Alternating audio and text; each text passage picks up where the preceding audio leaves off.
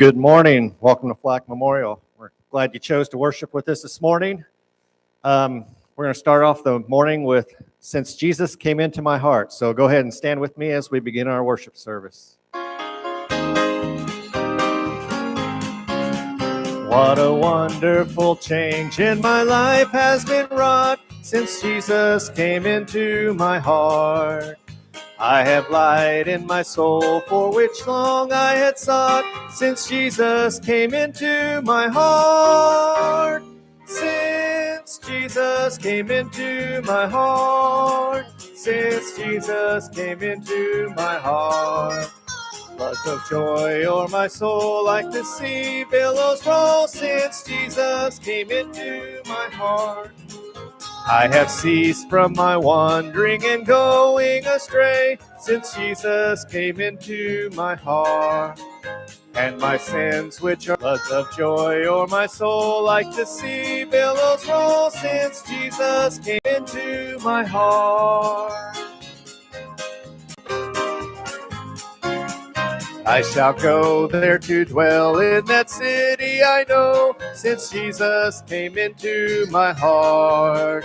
And I'm happy, so happy as onward I go, since Jesus came into my heart. Since Jesus came into my heart. Since Jesus came into my heart. Floods of joy o'er my soul like the sea billows roll since Jesus came into my heart. Since Jesus came into my heart. Since Jesus came into my heart. Floods of joy o'er my soul like the sea billows roll since Jesus came into my heart. You may be seated.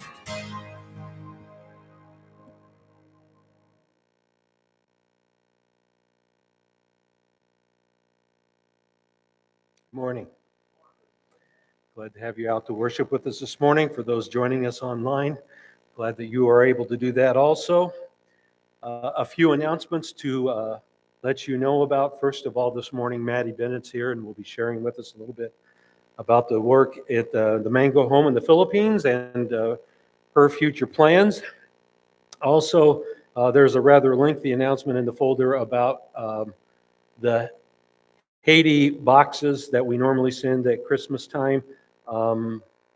Since shipping delays are a problem, we decided to collect money through the month of October, starting next Sunday for the New Hope Mission work in Haiti. And spelled out 3 ways you can do that. One's just designating your regular giving, how much you'd like to be sent to the New Hope Missions. Another way is to make a specific check gift on your own and to the church, and we'll send it on, or you can send directly to the New Hope Mission International, and there's an address there in the folder for you. We'll get a PowerPoint made so that those that viewing online can see it next Sunday. And when you're mailing directly to New Hope Missions International, if you're mailing your check directly to them, write in their Christmas box on the memo line so they know how to apply the gift. Got any questions, you can let me know. Next Sunday is Communion Sunday, and also it's the Sunday that we collect non-perishable food items and hygiene items for the Good Samaritan Center here in town. And if you want to help with that, you're certainly welcome to do that also. And that's next Sunday. The Heartland Conference has been rescheduled tentatively for Saturday, November 6th. The leadership team for Heartland will keep us updated if there are any changes due to the COVID-19 pandemic. Also, out on the table on my right, your left, are October church calendars to let you know what's going on here at our church. Glad you're here with us this morning. Would you stand and welcome one another and give a wave out to those who are joining us online this morning?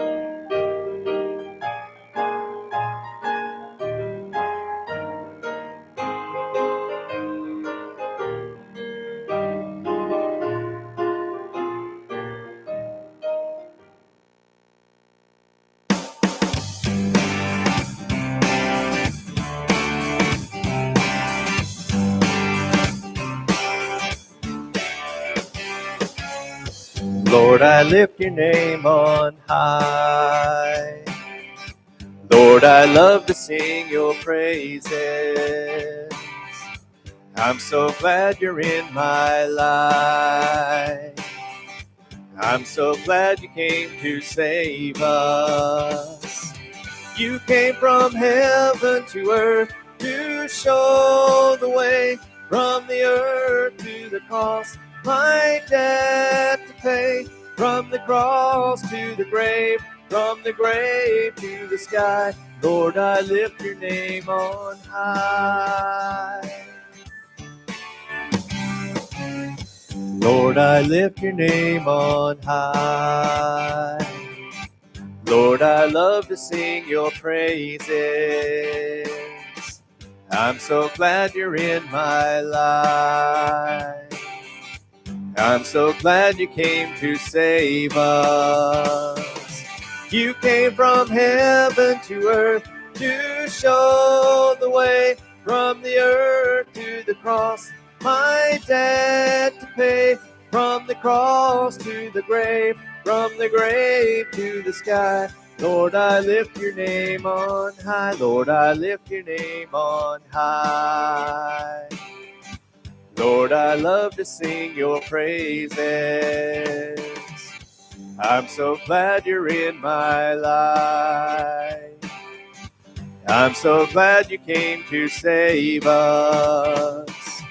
You came from heaven to earth to show the way, from the earth to the cross, my debt to pay, from the cross to the grave, from the grave to the sky. Lord, I lift your name on high. Lord, I lift your name on high. Lord, I love to sing your praises. I'm so glad you're in my life. I'm so glad you came to save us. You may be seated. Next song we're going to do is I Love to Tell the Story, and the words of the song kind of reflect the title, and it's basically telling a story of how whenever you're not a Christian, whenever a Christian ministers to non-Christian people. I'm just up here babbling, but anyway, I know what the words are, but it just kind of goes through the story of, testimony type story. So you're talking about ministering to the unseen and then being ministered to as well. So without further ado, let's sing I Love to Tell the Story.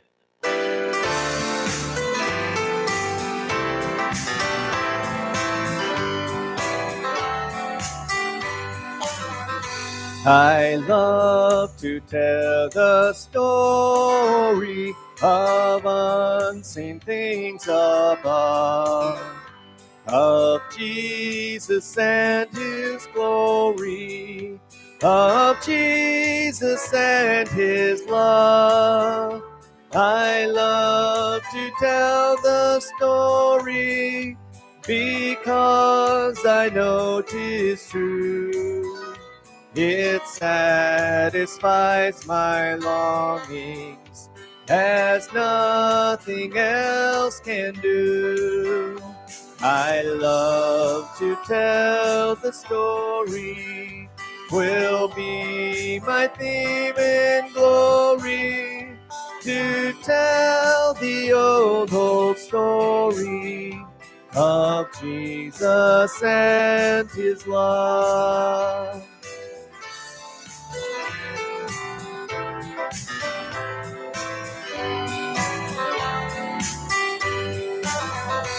I love to tell the story, 'tis pleasant to repeat what seems each time I tell it more wondersome have never heard.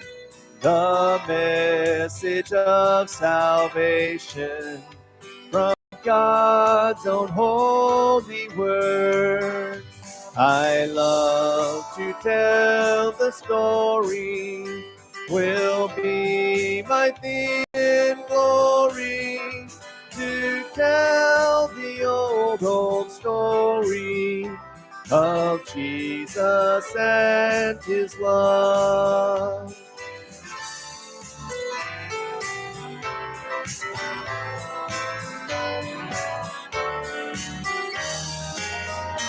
I love to tell the story for those who know it best, seem hungering and thirsting to hear it like the rest.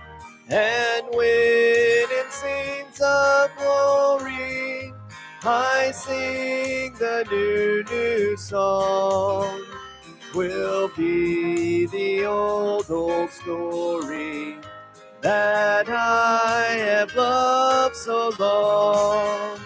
I love to tell the story, will be my theme in glory, to tell the old story of Jesus and his love. Of Jesus and his love, of Jesus and his love.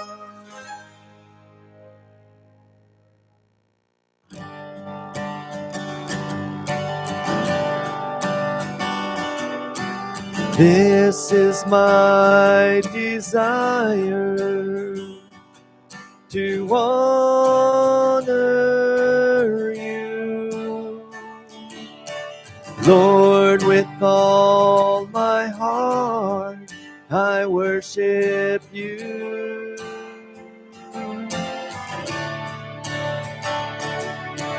All I have within me, I give you praise. All that I adore is in you.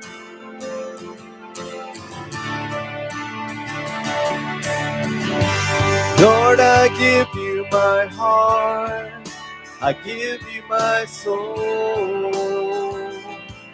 I live for you alone. Every breath that I take, every moment I'm awake, Lord, have your way in me.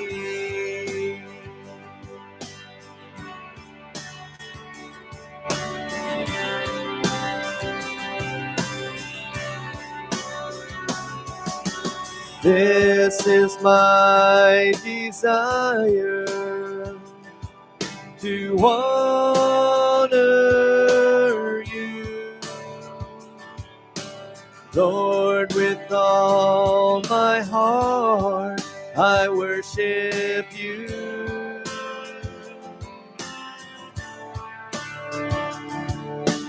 All I have within me, I give you praise. All that I adore is in you.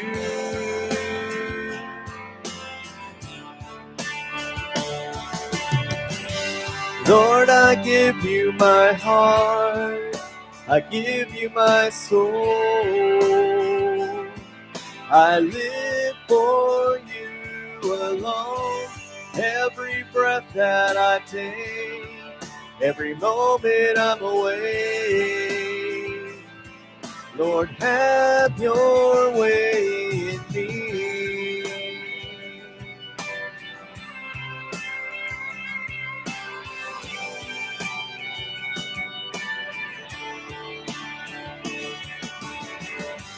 Lord, I give you my heart, I give you my soul.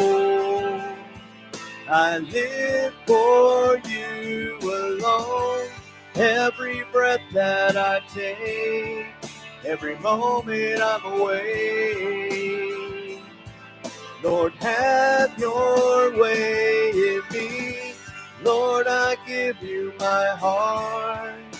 I give you my soul. I live for you alone. Every breath that I take, every moment I'm away. Lord, have your way in me.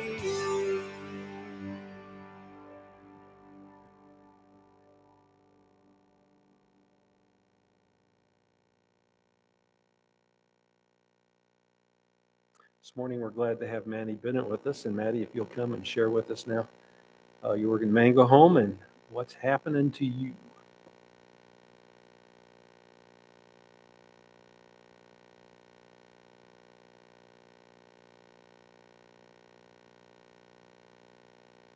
All right. Good morning. Thank you, everyone, for having me. So I wanted to give an update on the Mango Home. I think I was here in November of 2020, so it's been close to a year now since the last time I was here. So there's been a lot of changes kind of in my life and as well as the Mango Home. So there might be a few people in here that haven't heard me speak, so I'll go over pretty quickly what my ministry is. Can you flip to the next? So the Mango Home is a ministry for teenage girls. So we have a small residential home, kind of similar to what a group home would be in the States, for teenage girls that are aging out of the orphan care system. So girls that have grown up in large orphanages, there's usually like 50 to 200 kids in those homes. And so the girls we accept are girls that have no chance of adoption. They've either aged out of the age for adoption or their papers were never processed to be able to be adopted. And we only take girls that have absolutely no biological family that they can go back to when they turn 18 or have no safe family. Most of them were removed from abusive situations, so it's never safe for them to go back to their homes. So it's kind of the girls we work with. We can accept girls 13 and older. We can accept them into our residential program until the day before they turn 18. And then we also have a program where we call a sponsorship program, which is for girls that are older than 18 to be able to help support them. We provide housing and expenses for their education, and then they work part-time and also volunteer at our ministry to kind of to work with us, and that's kind of our program. So we have a young mom in that program and potentially 2 new girls that will be joining that program in the next month or so. But we focus on life skills. So a lot of our girls don't have basic life skills. They don't know how to budget, grocery shop, use public transportation, all of that. So we focus on that to prepare them for adulthood. So we're kind of the step between where they've been living, and then the goal is for them to be independent. But once they've gone through school and are emotionally mature, a lot of them have experienced pretty horrific traumas. So we do also counseling and therapeutic. Our home is very therapeutic activities to help them heal and prepare to be healthy adults. And we also focus on their education. So in the Philippines, to even work at like a fast food restaurant or kind of an entry-level job in the States, you have to have some college experience, not necessarily a full degree, but at least a couple years of college. And so our goal is to really get our girls caught up on their education. Some of them are very behind. They're 16 or 17 years old, but only in maybe 6th grade or 5th grade, some of them. So a lot of them have been out of school for a lot of their lives. So get them caught up on education, create a plan for each individual girl. And then also spiritual development is obviously our core. We're a Christian home. All of our Filipino staff are all Christians. The missionaries that work with us are Christians. We're highly involved with our church. With COVID, the girls can't go to church still.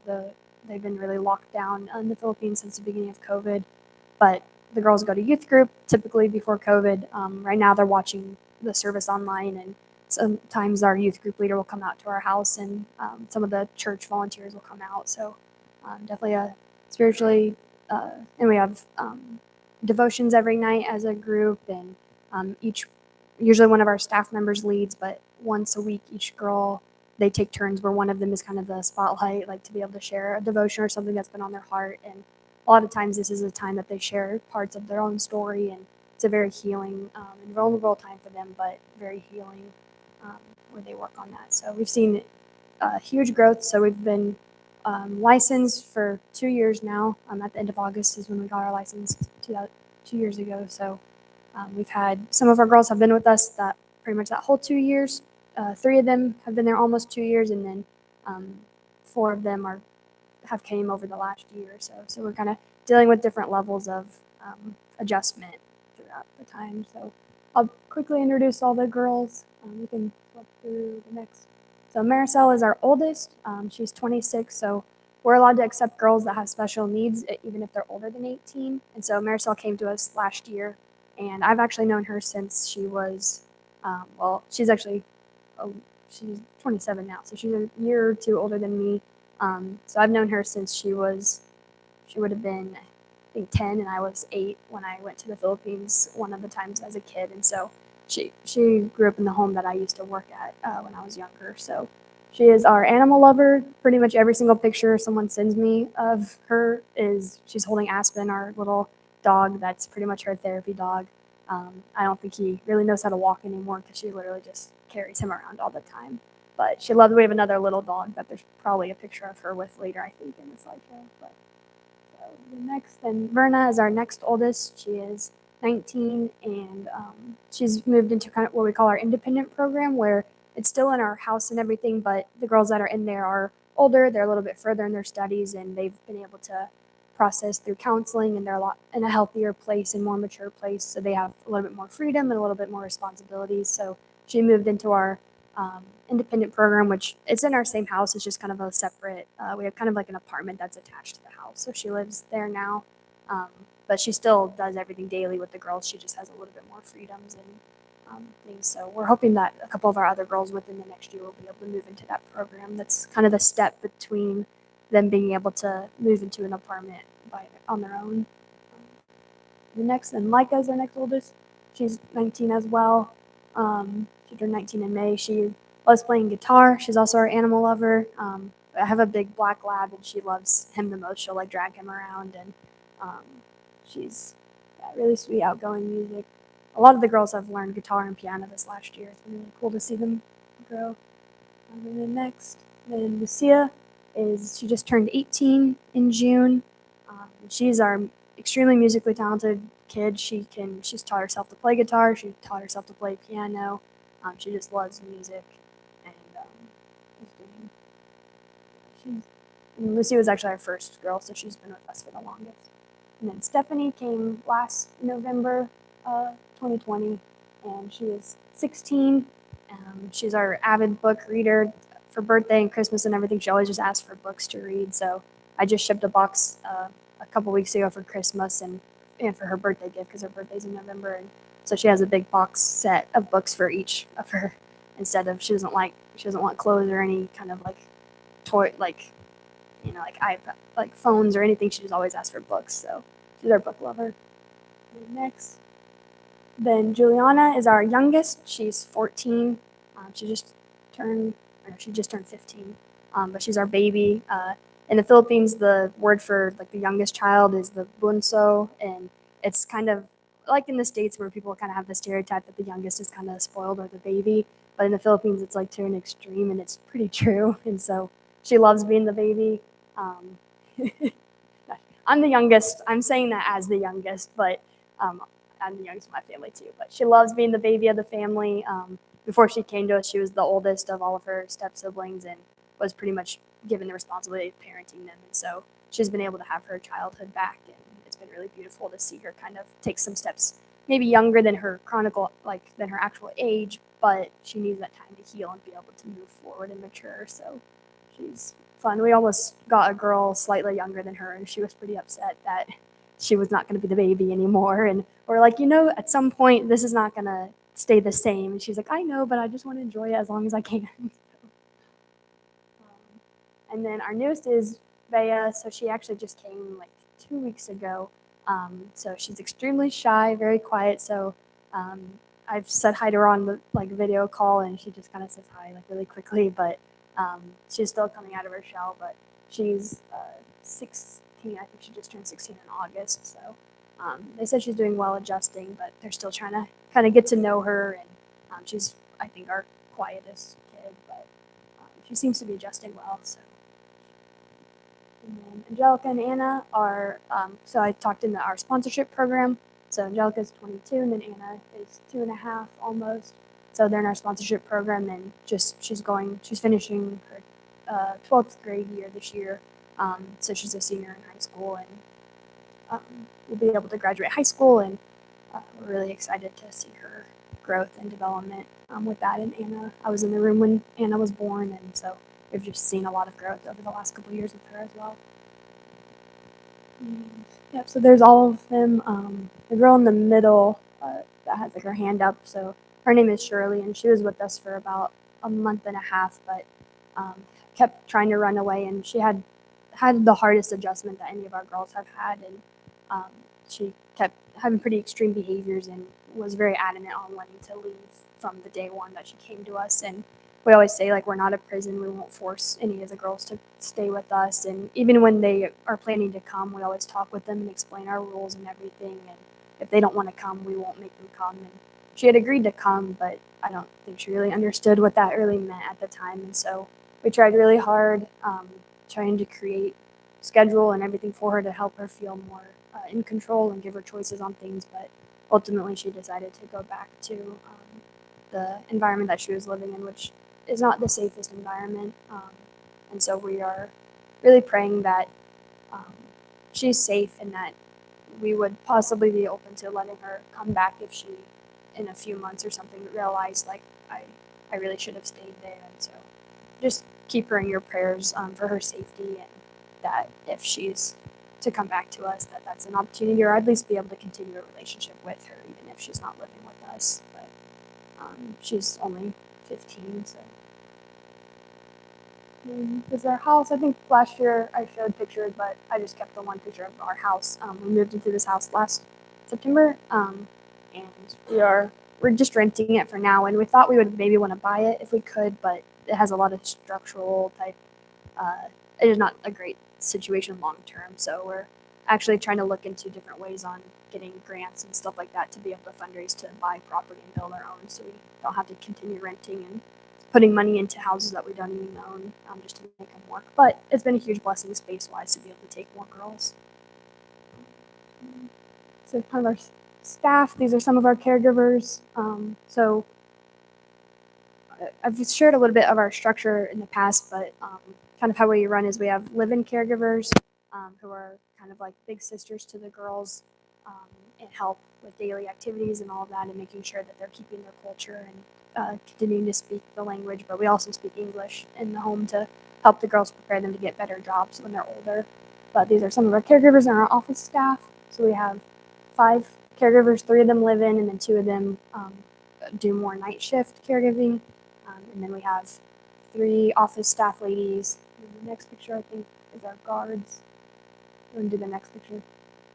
These are our 2 guards. So we live in a guarded subdivision, but because our house is really big and it's kind of at the back of the subdivision, and some of our girls are in court cases against their abusers, and so for the safety, to ensure that they're safe, we have guards at nighttime. So their shift is like 6 to 6 from when the sun sets to when it rises, and so they rotate doing the night shift guarding. So, and they also help with projects that the girls are doing outside, any construction type stuff. They'll kind of guide the girls how to not like hurt themselves doing stuff like that. So they're really awesome. And then our other 2, so our missionaries. So I'll kind of go into my transition and how things have been changing. But these are our 2. So Candace is on the right. So her and I are the ones that started the ministry together from the beginning. And we knew when we started it that we both had a passion for it. And her passion was like, this is her forever lifetime that she wants to really run the home. And this is where she sees herself long term. And I had said, like, I have a passion for starting the ministry, but I'm not sure how long. Like, I don't think this is what God wants me to be doing forever, or living here necessarily. And so I knew that transition would kind of happen eventually.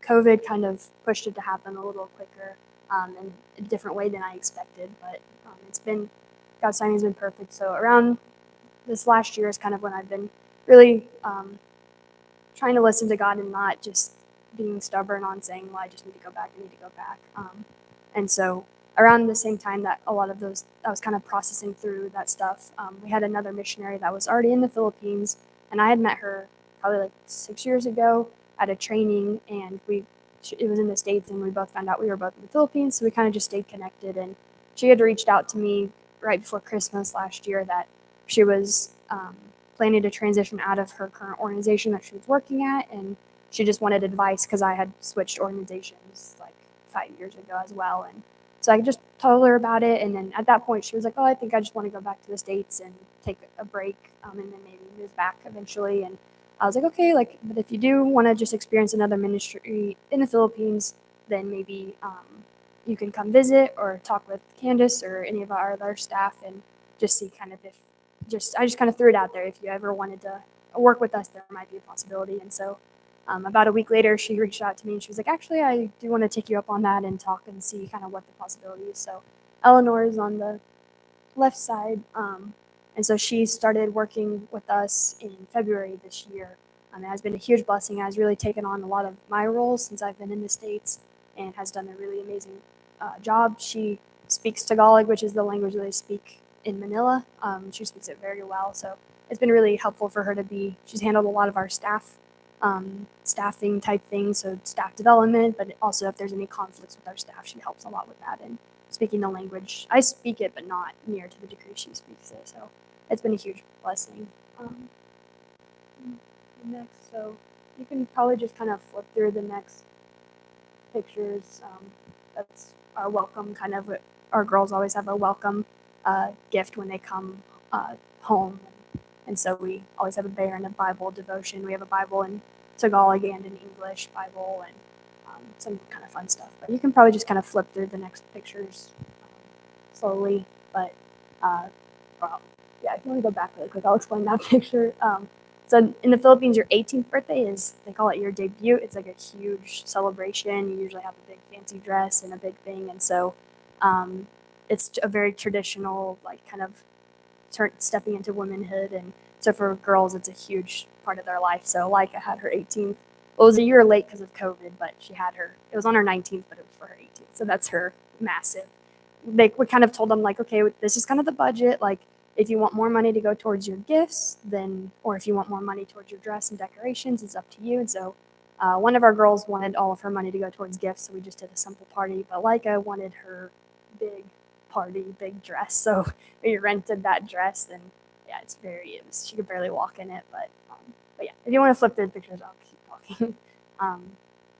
So over the last year, kind of God's really spoken to me to take a step, not away from Mango, but kind of transition my role. And I knew that it would happen eventually, but in the Philippines, it's really stressful. It's really, you're just going and going, working like 70 hours a week most of the time, and you don't really have much time to process things. And so when I came back to the States in September, I was hoping to go back in January, but my visa wasn't approved, and so I ended up being here for a lot longer. And around that time, I think God was using that time to just speak to me and be able to have time to process and actually listen to it. And so made the decision and kind of the transition to, I'll still be involved in the ministry. I'm going to still be fundraising and advocating, speaking at churches. I still do some of the administrative type stuff. Some of you might get our newsletter, so I'm the one that writes the newsletter every month. I also do some finance stuff. Whenever we need money sent over for the ministry, I'm the one that creates all the budgets for that and requests the money. And so I'll continue doing all of that, but on a voluntary basis. So currently I'm kind of working on the transition of not receiving a paycheck and all of that from the ministry. And my plan is for any support that was originally for me, and if people want to continue their support for the ministry, I'll be getting reimbursed on travel expenses for when I'm fundraising, but beyond that, everything will be voluntarily. And I'll continue. I still video call the girls, usually every week or two. Angelica and I have pretty much a set. She calls me her Sunday morning before church, my Saturday evening. So we talk every single week for about half an hour. So I'm still involved. It's just in a different capacity. And I was hoping to go this summer for a couple months to help make that transition a little easier for the girls and for myself, just to have a little bit more, not really closure, because I'm not just stepping away and like not having any communication, but I was hoping to have some time to spend with them and make that transition a little smoother. But my visa just got approved this last week, and I'm actually getting married in November, and so you have to spend 14 days in quarantine when you get into the country at a hotel, and so I can't just go for a week or two quickly, and you have to spend 2 weeks in quarantine before you can even go see people. So time wise and the risk of maybe getting stuck there with COVID, or there's just too many variables with my wedding coming up that I'm not able to go right now. But my hope is to be able to go this coming year, if possible. So um, just some updates, and I know the church supports me, so I wanted to update and just share kind of the changes going on, and just pretty much the changes with everything. And since I've been speaking here for a long time now, so and you guys have kind of been with me through kind of the changes in my ministry, and so it's been definitely difficult and an extremely hard decision, and feeling very torn with things has been pretty hard. And but I'm excited for what God is doing, and I'm actually just started school to get my master's in social work. So maybe God will call me and my future husband back to the Philippines full time. I don't know. I'm not saying no to anything, because usually when I say I'm not going to do something, God's like, no, that's what you're going to do. And so I always said I would never live in Manila, and I ended up in Manila. And so I'm learning to not rule anything out and just be open to his guidance where he wants me, in what roles that'll be. So again, I'll still be involved in the ministry, still super supportive. I talk with Candace, who's really, we kind of co-directed the ministry before I was in the States, and so she's really taken on in the director role even more. And Eleanor, our new missionary, has really helped her in giving community. And we still have our directors that are American there, and so she still has community, but she's done really well taking over the role. And I feel confident in our staff. We have some really amazing staff now that we've been able to find, and they've taken on a lot of responsibilities as well. And so it's difficult transition, but I'm encouraged by the growth of the ministry, and but it just kind of happened a different way than I necessarily expected it to happen. So, but yeah, I'll still be involved in the ministry. I would love to still come and update you guys on the ministry, and the ministry itself still obviously needs support as we grow. We have new girls come. Our expenses continue to grow, and but God's really blessing the ministry.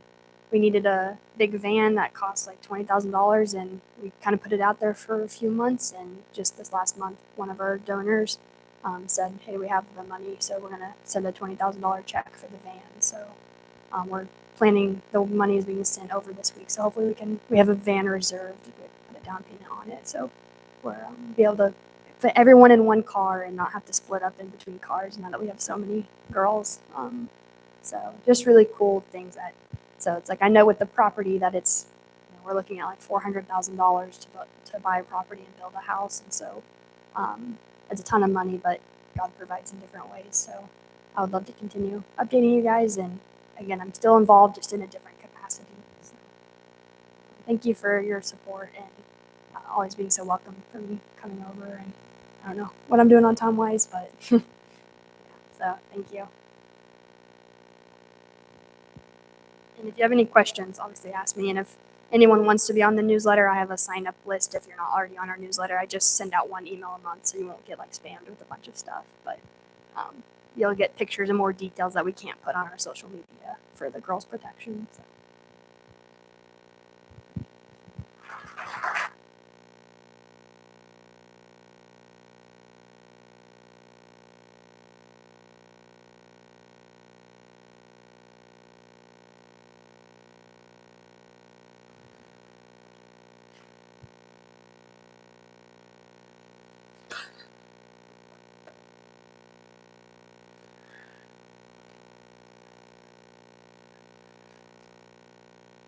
As Maddie said, she's available afterwards to answer questions that you might have. One thing that we don't generally say enough is serving God often takes turns that he doesn't tell us about. because if he did, we'd be rebellious people. And the other thing is that God has a way of doing things to get the response he needs, not necessarily in the way we think it ought to be done, but he does do that. No book in the Bible probably indicates that more than the book of Daniel. So if you want to open to Daniel chapter 4, you can. And so congratulations, Maddie, on your upcoming marriage, and I hope the best and pray the best for you. Whatever you choose to do, just know that that's the path you ought to be on. So whatever comes, comes. And if you want to make the connection with Maddie and our local church here, Grandma and Grandpa Carol and Charles Bennett are sitting right next to her back there, and that's the connection. And for the longest time, I couldn't understand why she had such a heart for the Philippines and these people until I found out that she'd been going there since she was a little kid and knew a lot of these people and stuff. And so kind of grows on you. So at any rate, thanks, Maddie, for sharing. I have lots of questions for you if you've got that much time. So glad that you are here visiting with us this morning. And we certainly will want to stay updated on the work in the Philippines and what happens to you. Where are you going to school at? I'll just ask one question now. Okay. Yep. They were in some playoff last year. CBU was. You know, only I would pay attention to that. But anyway. Daniel chapter 4 is the swan song of a world leader. And from Daniel 1 to Daniel 4, about 45 years have passed. Doesn't seem like it in 4 chapters, but about 45 years have passed from Daniel and his friends coming as refugees and slaves to the city of Babylon, where Nebuchadnezzar has his headquarters as a world ruler. And Daniel 4 is an interesting bit of information in the Bible because this is Nebuchadnezzar's own words. Whether he wrote it or whether he dictated it and Daniel wrote it down is an open-ended question. We're not quite sure. But all of Daniel 4 is in the first person, and it's Nebuchadnezzar speaking. Just to give you a bit of review, in chapter 1, Daniel and his 3 friends, Shadrach, Meshach, and Abednego, are introduced to Nebuchadnezzar forcefully as they're carried out of their home country to a foreign land. They are thrust because of their standing in Israel. They are thrust into the king's court and attend his graduate school for 3 years. During that 3-year period, Daniel and his 3 friends take a stand for their conscience and convictions based on the truth of the Word of God and refuse to eat food offered to the idols of the Babylonian pantheon. In the 2-week experimental period, Daniel and his 3 friends, by the grace of God, flourish apart from the king's diet. For the next 3 years, they continue to excel not only in their physical appearance, but in their intellectual and spiritual development. By the time it comes around to graduation time, Nebuchadnezzar vets all of his advisors in the various categories of his cabinet and his kingdom. And he simply discovers that these 4 young men are by far and away the best out of the graduating class. There are 3 words that are important in the book of Daniel chapter 1. The word give, the word granted, and the word granted again. The first is the give that God gave Judah and Jerusalem into the hands of Nebuchadnezzar. Nebuchadnezzar brings some of the artifacts out of the temple in Jerusalem to put in his God's temple because the mindset of that day is, if we can beat you, we can beat your God. God grants Daniel the ability to understand and gain favor with his advisors and those who were over him, supervising him while he's in the graduate school in Babylon. And then finally, God grants favor in the eyes of Nebuchadnezzar. Those three words simply form the basis of the book of Daniel. It's God intervening in human history and human lives. God is sovereign, and God establishes that He's sovereign over His own people. He's Israel. He's sovereign over all other nations, Nebuchadnezzar, and He's sovereign over individuals when He brings 4 young men to the court in Babylon and causes them to flourish. Oftentimes it gets lost in the study of the book of Daniel that the fact that we acknowledge that God is sovereign and He can do as He pleases because He's just, good, and holy. But we also lose sight often in the study of the book of Daniel that God's sovereign over individuals. And so, Maddie, unbeknownst to you and to all of us, our plans change. Life changes. Circumstances change. If there's one thing you learn out of the book of Daniel, Daniel learns how to adapt to God's ever-changing sovereignty and providence.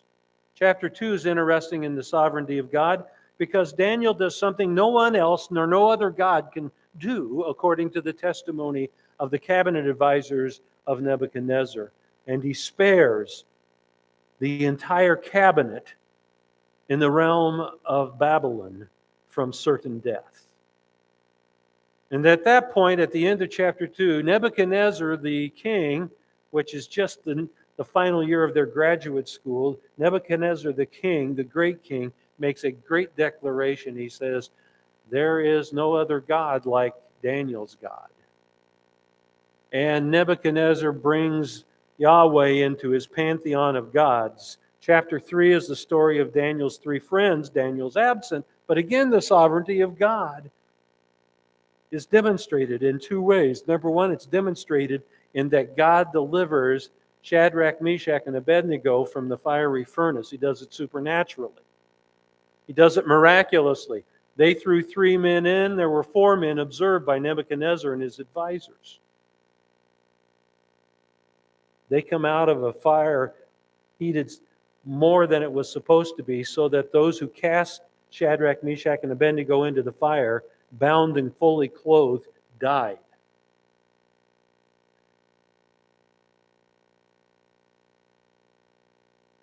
God delivers Shadrach, Meshach, and Abednego out of the fire by simply never burning their clothes, never singeing their hair, no smell of smoke on their clothing. The only thing that burned off in the fire was the ties that bound their hands and feet together. And the other thing that happens is Nebuchadnezzar again acknowledges that the God of Shadrach, Meshach, and Abednego is the same God as Daniel's, and there's no God like him. In this chapter, we learn that God is again sovereign over Nebuchadnezzar's power as a ruler and absolute sovereign. Second thing we learn is that God is sovereign over events that people will manufacture to do away with you.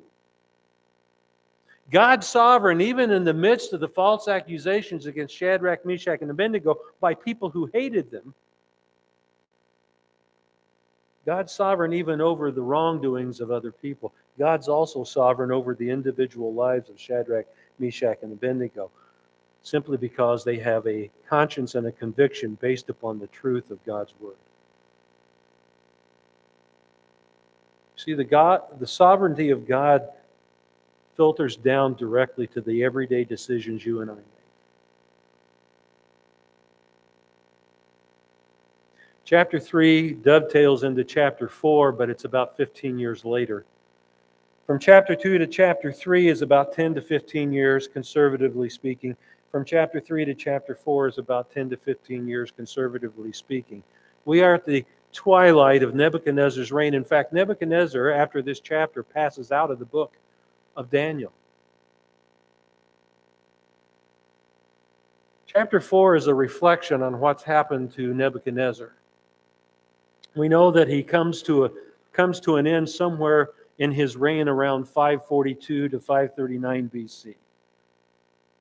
We know from extant writings from the Bible of that period of time from various historians that for a period of about 7 years, Nebuchadnezzar disappears from his reign as king of Babylon. But chapter 4 is interesting because it addresses again Nebuchadnezzar and his problem with humility. He's not a very humble man. He continually reminds us from chapter 1 to chapter 4 that he looks around at all that he's done in his empire as a world leader, and he says, I did this. I did this. And so this morning, we're just going to, as far as we can, go into the first half of chapter 4. I'm laid out for through verse 18. I don't think we'll get there. All I can say to you this morning is, can you imagine President Biden standing up on national television and saying what is said in the first 3 verses of Daniel 4?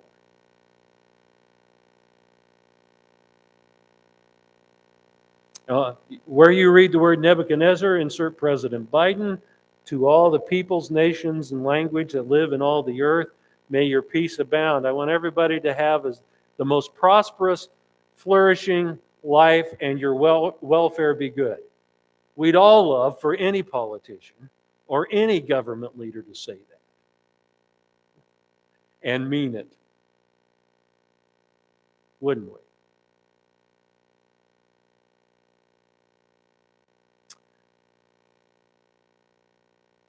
And then he goes on in verse 2 and he says, It has seemed good to me to declare the signs and wonders which the Most High God has done for me. How great are his signs and how mighty are his wonders. His kingdom is an everlasting kingdom, and his dominion is from generation to generation. Now, expand your scope of thinking about this passage so far. Imagine any world leader at any time standing up and saying this.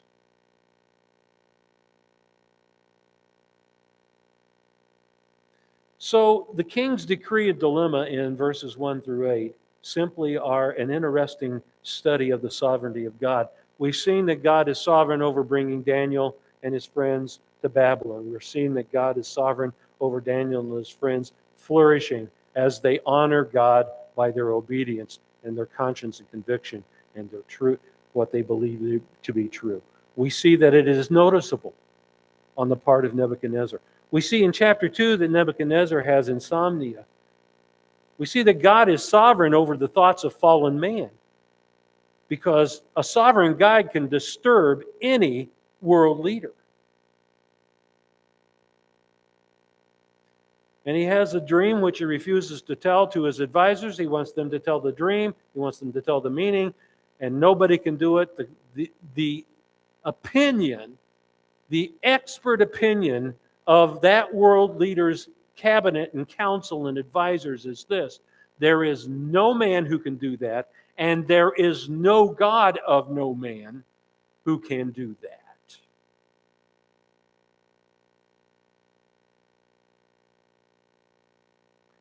And in Daniel 2, Daniel runs to his friends and he says, join me in prayer. Let's pray to the God of heaven for mercy, and that we will be able to save the wise men, the Chaldeans and the advisors and everybody, the cabinet level people throughout the land of Babylon from certain death.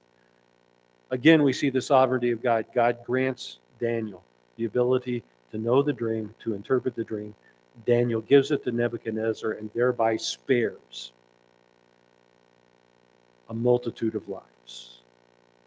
Daniel 3, 15 years later, Nebuchadnezzar, again struggling with pride, says, I want all of my people who serve under me in the entire realm of the empire to once again assemble on the plain of Dura and swear an oath of allegiance, take an oath of governmental loyalty to me. And he infers by that, not only to me as king, but to my gods. Again, God is sovereign over the events planned by unbelieving world against his own people to intervene. Whether they live or die, God is sovereign. He is sovereign in their life as he brings them miraculously out of the fire. He's sovereign in their life even if they perish. God is sovereign.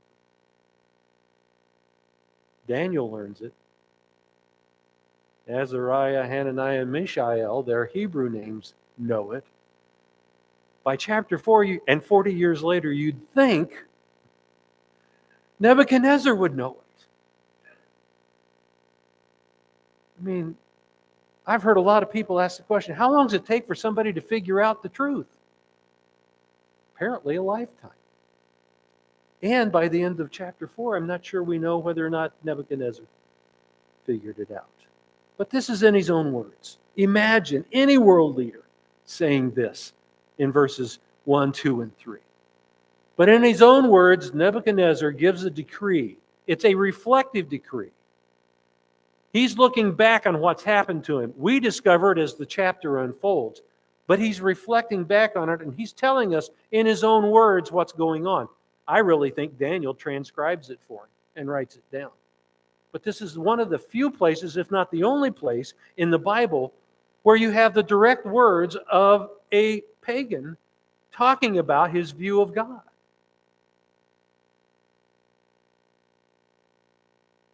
It seemed good to me to declare the signs and wonders. That's an interesting phrase in the Old Testament, signs and wonders. You will encounter it in more than one place in the Old Testament.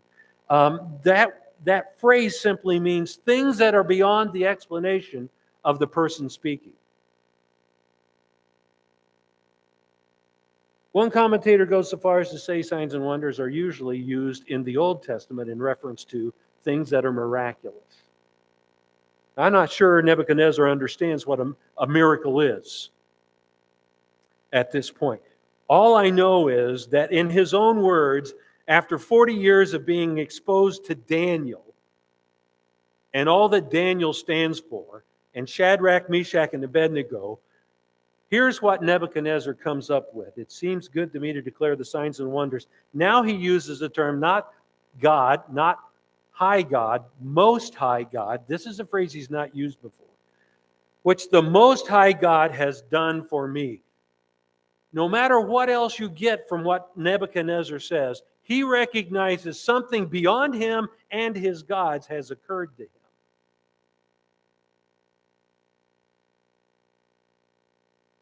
Has done for me. Then he goes on to again in verse 3 to probably expand the phrase sign and wonders in verse 2. How great are his signs, how mighty are his wonders. Now, when you meet Nebuchadnezzar in Daniel 1, he believes that his kingdom will last forever. And he will too. What a change in 40 years. What does he acknowledge in verse 3? His kingdom is an everlasting kingdom. What's that tell you if you go back and read chapter 2 about the stone cut out of the mountain without any hands that crushes the image of gold, silver, bronze, iron, and clay? What's it tell you about that rock that destroys those kingdoms? That it has power over human kingdoms. Because the phrase in Daniel 2 is, as Daniel interprets the image to him and the dream, he simply says, this image represents all kingdoms from your kingdom forward into the future to the latter days. Interesting phrase. We've already explained it. It means the end of human history. What's Daniel telling Nebuchadnezzar? That the rock cut out of the mountain, out of stone, without human hands, has sovereign power over every human kingdom. What does Nebuchadnezzar say in Daniel 4:3 after his reflection on what's happened to him in the last 40 years? He says, the Most High God, his kingdom is an eternal kingdom, and his dominion is from generation to generation. You see, Nebuchadnezzar became king because dad before him left the kingdom to him, Nabonidus. Nebuchadnezzar is hoping to leave it to his son, Evil Merodach. How would you like that for me?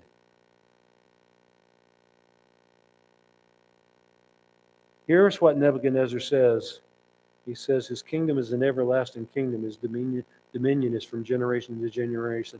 The first two things you want to know about this chapter are who is speaking and what is he saying. And here's what he's saying. The world ruler at that time, who is absolute sovereign in his empire, what he says goes. He can't even change his own law. That's the guy that's speaking in Daniel 4. As far as absolute authority goes in human government, Nebuchadnezzar has absolute authority over all of his empire, including every people he's conquered. What's being said? Nebuchadnezzar is telling you something has happened to him that is beyond human comprehension and human normal existence. He calls it signs and wonders.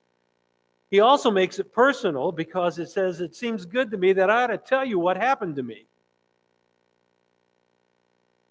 from this Most High God.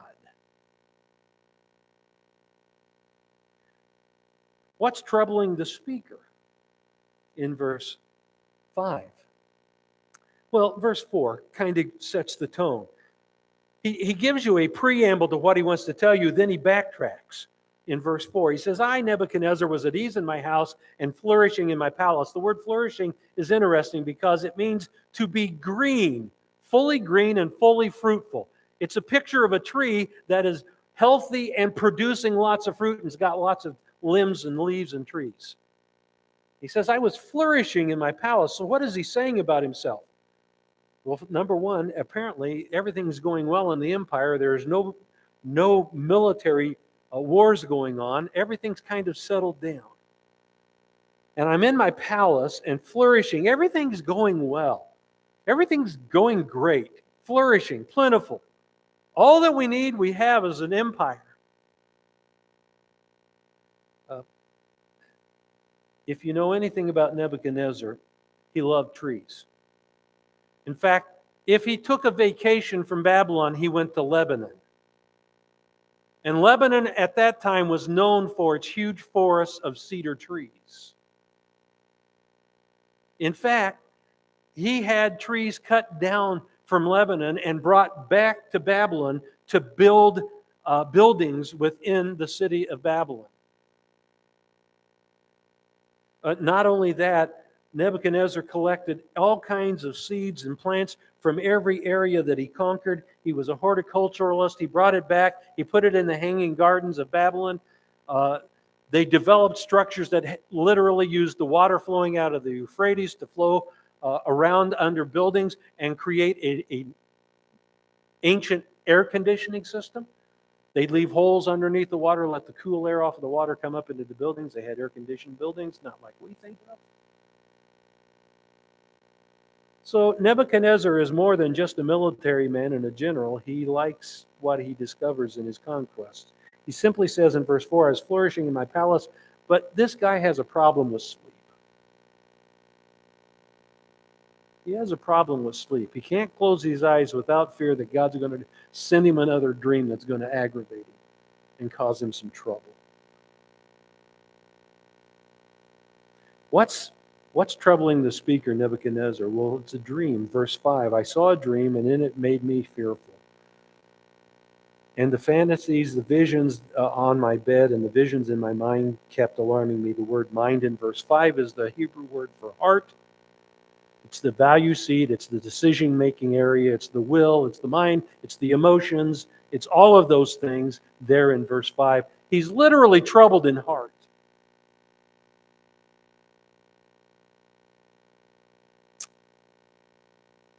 So what's he do? He calls for counsel. He calls for counsel. And here's what he does. Does this sound familiar to you, maybe, if you've been following along in Daniel? There's a pattern developed, isn't there? All the way from chapter 1 to chapter 2 to chapter 3 to chapter 4. When they first get there, Daniel and his friends first get there.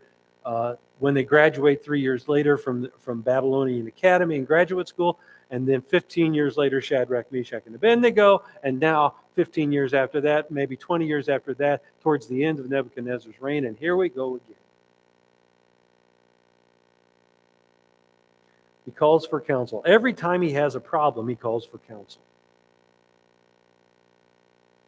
Every time he calls for counsel, his trusted advisors can't do it.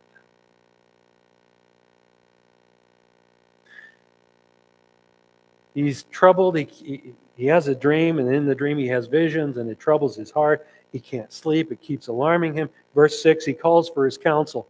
If at first you don't succeed, try again. Well, we've done it. Well, we've done it the last 40 years this way. Let's try it again.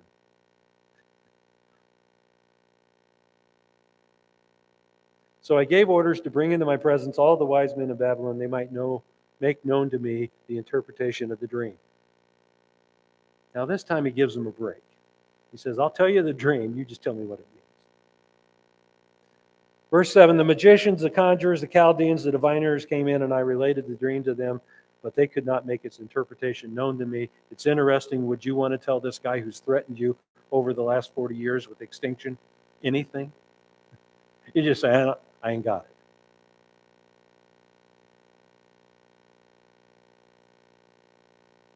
He calls his counselors in verse 7. They can't tell him anything. Verse 8, once again, God comes not only in the dream, not only to discomfort Nebuchadnezzar about his pride and his arrogance, but to get to Nebuchadnezzar's heart. Here's the amazing thing about human beings. God screams at us to get our attention, and we ignore him. And we get quite good at it. And days and weeks and months and years and decades go by, and we still do the same things.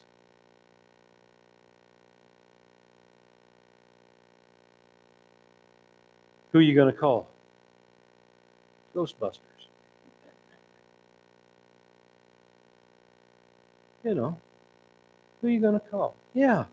No, verse 8 is the arrival of the Calvary in the old Western movies. It's the arrival of the Lone Ranger and Tonto. It's the arrival of the trusted person who can bail you out again.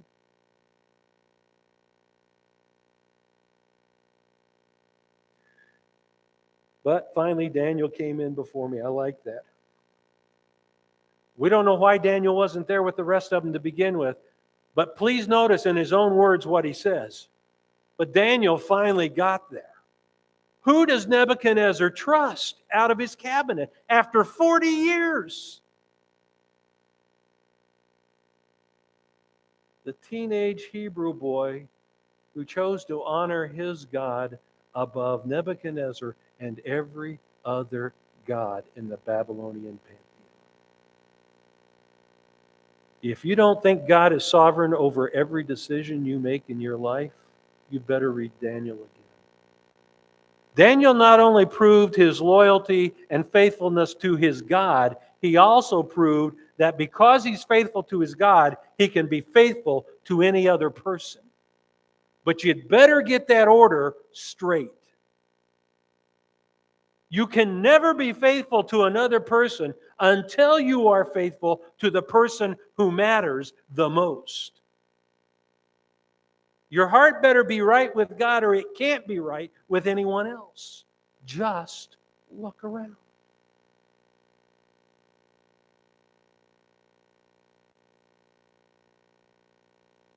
I'm going to stop there. A, we're out of time, and B, it's a good stopping point. Simply because, once again, we are introduced to a sovereign God who is sovereign not only over kings and kingdoms, but every individual life. And so in his own words, he simply tells us, God's trying to get my attention. And maybe he's got Nebuchadnezzar's attention now. Or maybe he doesn't.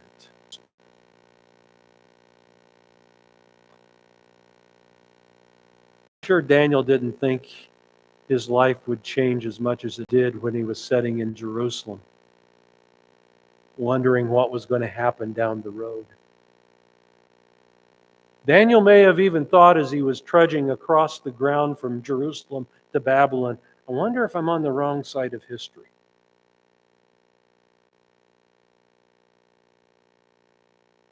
Surely God didn't plan this. Or did he? Let's pray. Father, thank you for your grace to us this morning. We see an old man from a long time ago who wrestles with insomnia and discover it's not insomnia, it's you trying to reach his heart. And it's not that you do that with every individual, that you trouble our sleep, but you do trouble our heart to turn away from things that are not God's to you, the God. And sometimes we are slow to learn.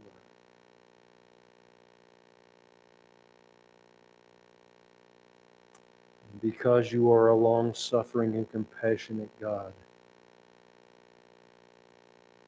you deal with us again and again and again and again.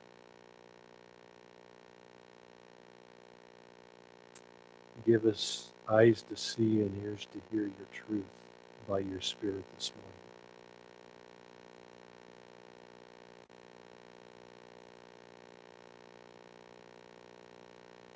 As only you can do. In Jesus' name I pray. Amen. Ed?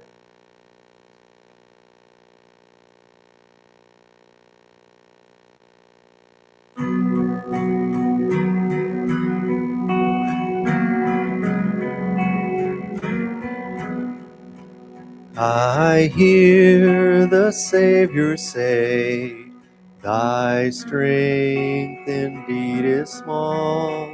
Child of weakness, watch and pray. Find in me thine all in all. Jesus paid it all to him I owe. Sin had left a crimson stain, he washed it white as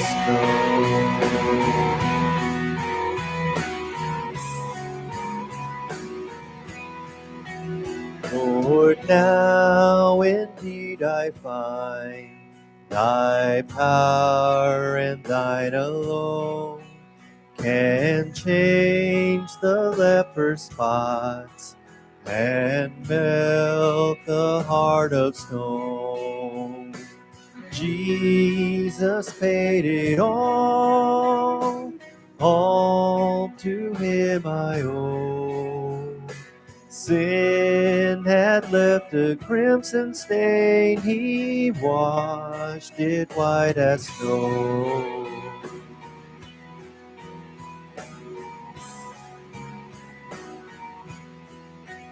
For nothing good have I, whereby thy grace to claim.